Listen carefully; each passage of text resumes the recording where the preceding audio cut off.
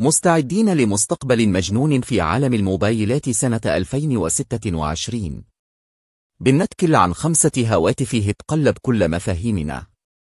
أولاً، موبايل بتحنحن بالطاقة الشمسية بالكامل، يعني وداعاً للشواحن.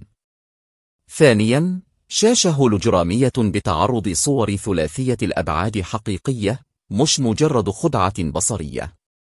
ثالثاً، موبايل بيتصل بالأقمار الصناعية مباشرة، يعني شبكة في أي مكان في العالم. رابعاً، كاميرا بتزرع في جلدك. صور وفيديوهات بجودة احترافية وأنت مش حاسس بحاجة. خامساً، وده الأغرب، موبايل بيشتغل بقوة الدماغ. مجرد فكرتك بتتحول لأوامر. دي مش مجرد خيالات علمية، دي تقنيات حقيقية ممكن نشوفها بعد حوالي 53 شهر.